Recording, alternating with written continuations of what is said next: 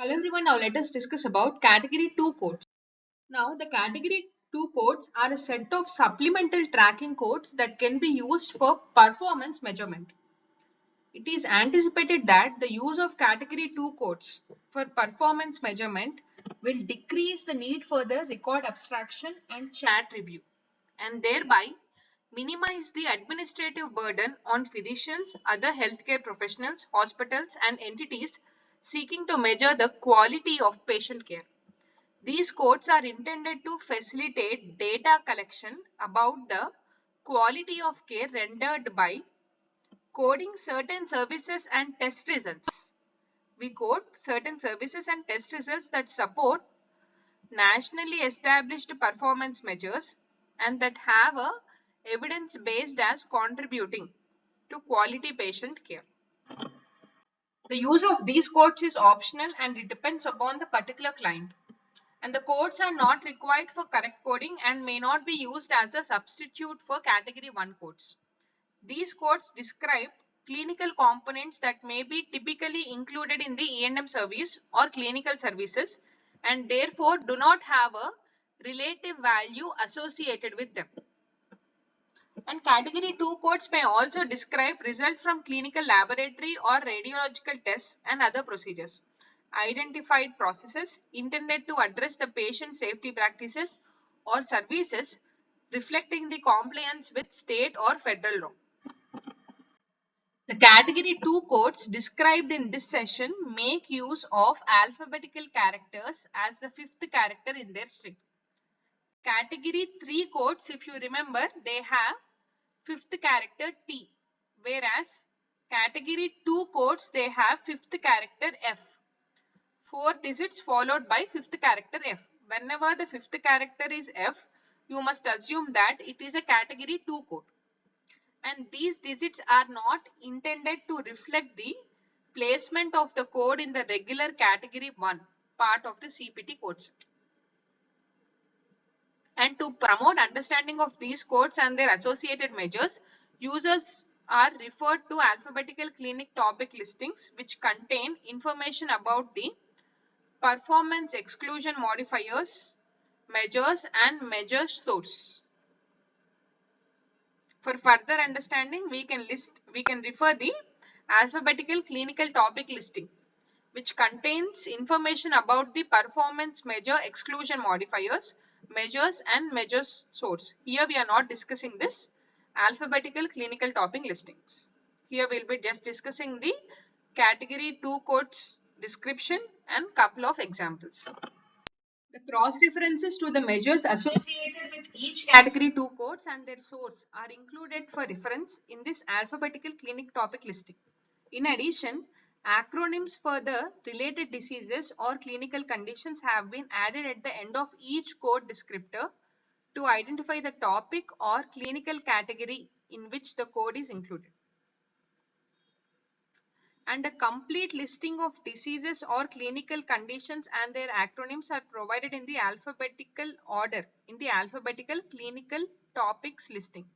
And the alphabetical clinic topic listings can be accessed on the website at www.amassn.organization under category 2 link. And users should review the complete measure associated with each code prior to the implementation. And requests for category 2 CPT codes will be reviewed by CPT/HCPAC advisory committee just as requests for category 1 CPT codes are reviewed. They are reviewed by CPT or HCPAC advisory committee. In developing new and revised performance measure codes, requests for codes are considered from measurements that were developed and by a national organization, evidence-based measurements with established ties to health outcomes, measurements that address clinical conditions of high prevalence, high risk or high cost, and well-established measurements that are currently being used by large segment of healthcare industry across the country. The points that are taken into considerations are these 4 points. in developing new or revised codes. First is measurements that were developed and by a national organization. Evidence-based measurements with established ties for health outcomes, measurements that address the clinical conditions of high prevalence, high risk or high cost, well-established measurements that are currently being used by large segments of the healthcare industry across the country. In addition, all the following are required. The first one is definition or purpose of the measure is consistent with its intended use, quality improvement and accountability or solely quality improvement. Next is aspect of care. First is definition or purpose. The next is aspect of care measured is substantially influenced by the physician or other qualified healthcare professional or entity for which the code may be relevant. The aspect of care must substantially influence. Next is reduce the data collection burden on physicians. That particular code should reduce the data collection burden on physicians or other qualified healthcare professionals or entities. The next is that code must be significant. That is, it affects a large segment of healthcare community tied to health outcomes and should address the clinical condition of high prevalence, high cost and high risks. If these points are met, that particular code is considered significant. Next is it must be evidence based. That is, it must be agreed upon, definable and measurable. That code must be agreed upon, it must be definable and it must be measurable. The next is risk adjustment specifications and instructions for all outcome measures submitted or compelling evidence as to why risk adjustment is not relevant. The code must follow the risk adjustment specifications and instructions. Or there must be a compelling evidence as to why the risk adjustment is not relevant. Next is significantly detailed. Code must be significantly detailed to make it useful for multi-purpose. It must facilitate reporting of performance measure. Next is inclusion of select patient history testing or other process measures, cognitive or procedure services within CPT or physiological measures, for example, blood pressure. The code can be an inclusion of selected patient history or testing or other process measures or cognitive or procedure services within CPT or physiological measures, for example, blood pressure monitoring, to support the performance measurements. And the performance measure development processes that include nationally recognized expert panel, multidisciplinary and vetting processes. The performance measurement development processes that include the nationally recognized expert panel, they must be multidisciplinary and vetting processes should be considered. Here we can see the various categories, subcategories of category 2 codes. The codes in the range 0001F to 0015F, they represent composite measures, whereas 0500F to 0584F represent patient management.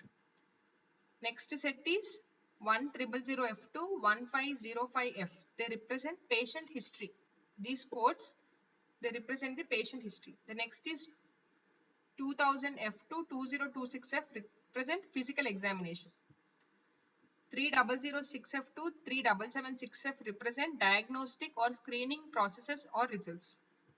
The next is 4000F to 4563F represent therapeutic, preventive or other interventions.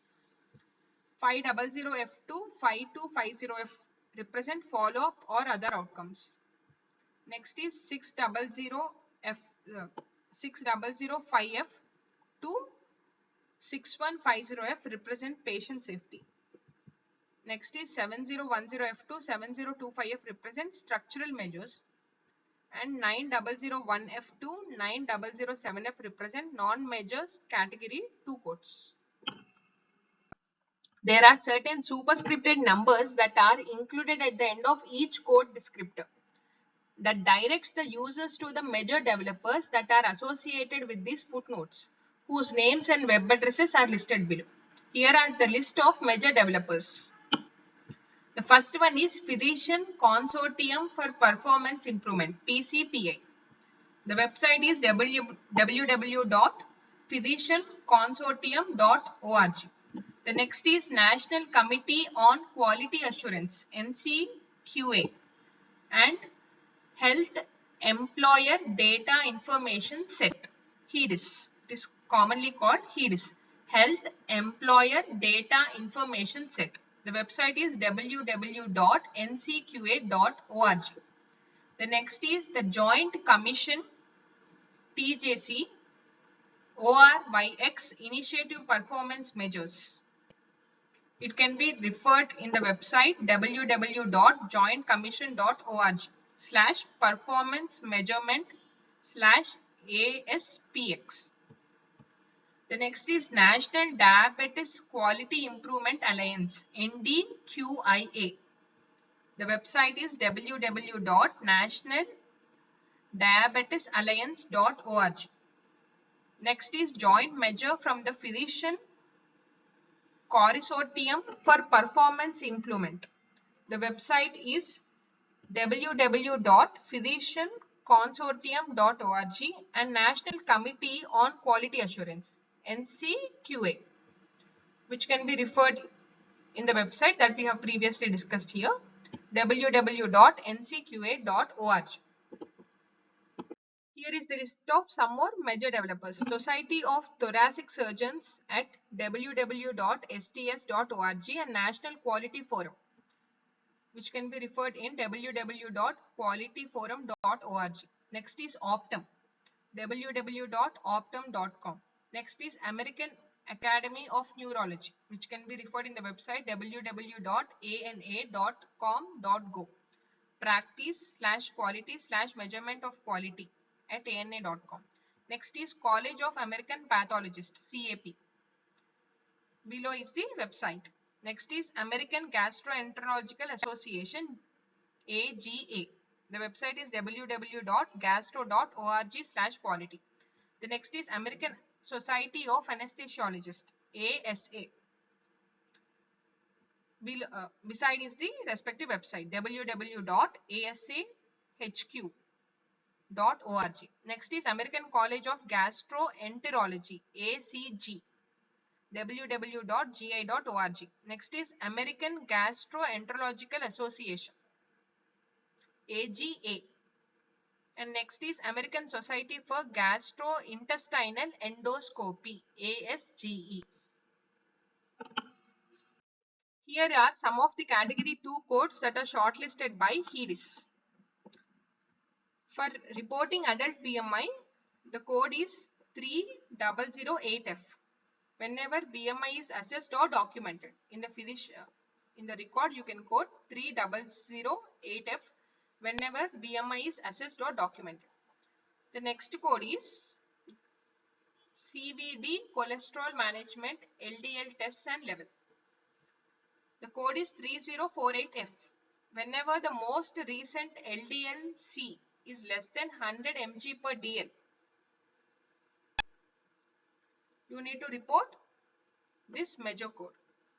And if it is, and 3049F for most recent LDL-C is less than 100 mg to 129 mg per dl for CAD or diabetic patients. This is done for patients suffering from CAD or diabetes. The code is 3049F. Next is controlling blood pressure readings.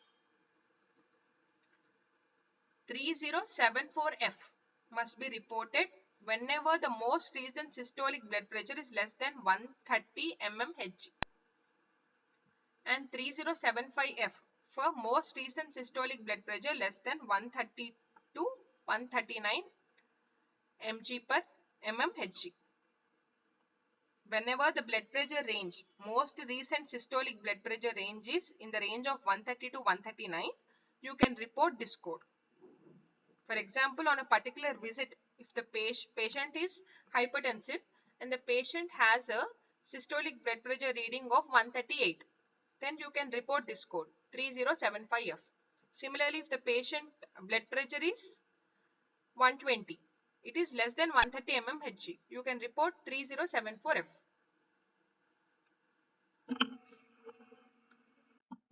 Thank you for watching. Please subscribe for further videos on medical coding and CPC training.